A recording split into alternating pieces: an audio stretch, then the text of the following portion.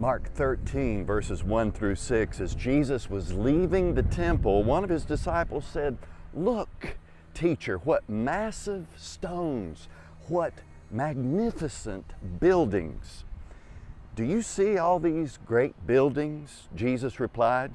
"Not one stone here will be left on another. Every one will be thrown down." As Jesus was sitting on the Mount of Olives opposite the temple, Peter, James, and John and Andrew asked him privately, "Tell us, when will these things happen? And what will be the sign that they are all about to be fulfilled?" Jesus said to them, "Watch out that no one deceives you." Isn't that the message for today? As we get nearer to God's judgment upon this world, we need to take note of the signs of the coming apocalypse. The book of Revelation, the name Revelation comes from a Greek word, apocalypse, and it is very much talking about the end of all things. And so Jesus was teaching here a prophecy that would have double fulfillment. One, in the coming judgment in the Old Covenant on the Jewish people for rejecting the Messiah, Jesus. And that would and did happen in 66 AD to 70 AD. The Roman army came, and when they surrounded the city, the believers in Jesus remembered one of the signs that he talked about in this Olivet Discourse in chapter 13. Take a look at verse 14. "When you see the abomination that causes desolation standing where it does not belong, let the reader understand. Then let those who are in Judea flee to the mountains. Let no one on the housetop go down or enter the house or take anything out. Let no one in the field go back to get their cloak. How dreadful it will be in those days." So Jesus gives this, and when the believers saw the Roman army standing where it did not belong, besieging, getting ready to besiege Jerusalem in 67 AD, the believers fled, and many of them were saved. And then in 70 AD, the siege was over. The Romans sacked Jerusalem, destroyed it, and the prophecy we just read was fulfilled. Not one stone on that temple was left on another. And so, in the last days, there will be double fulfillment. There will be that abomination that causes desolation. He's called the Antichrist. A political figure will rise up among men and lead the whole world astray, even deceive the elect, if that's possible. And so that's why Jesus says, "Let no one deceive you, for false messiahs will rise up among men." And so we've got to be on the watch, and that's how chapter 13 ends up. Jesus gives them how to apply this to their life.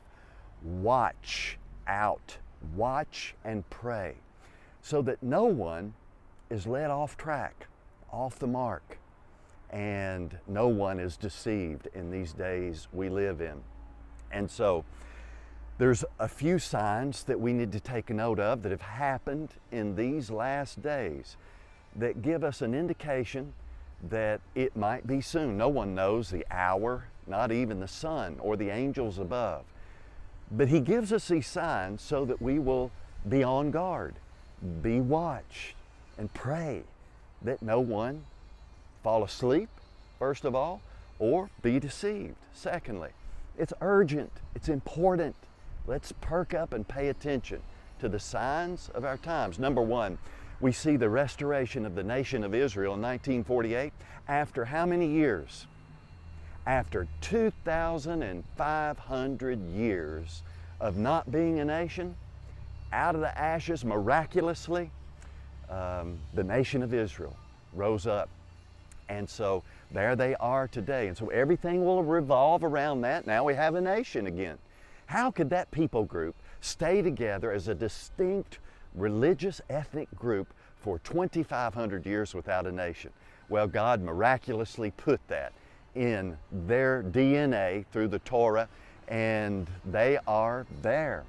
And so a lot's happening there. Number two is we see the rise of lawlessness. What do we mean by lawlessness?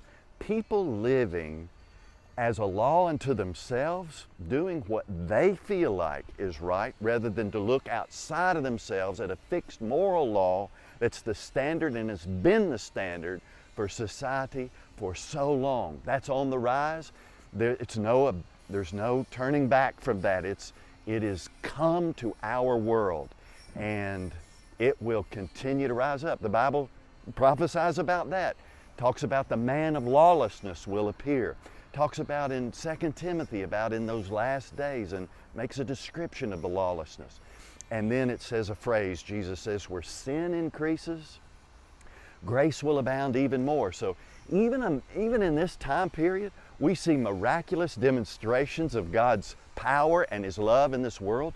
Many people from Iran getting saved and other Muslim countries, miraculously, God appearing to them in visions. The gospel is being shared. Miracles are happening. Even in this country during the pandemic, people have been searching for the truth and many finding it.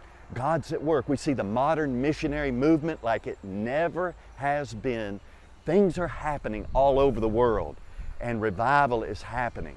And so even during sin increasing, grace is increasing even more, even in our life, who are paying attention to these signs. And then lastly, I think we can apply this to our life by not being deceived by the things in politics that are going on, because that is where people will say anything, do anything under a wolf in sheep's clothing and deceive even the elect if that could happen. Folks, tune out the political and social commentary of this world. Tune into the good news. Let's share the good news, for this gospel shall be preached to the whole world, and then the end will come. Let's be faithful to the one who has called us, saved us, gave His life for us. Let's be on mission with God, and may the Lord Jesus be with your spirit.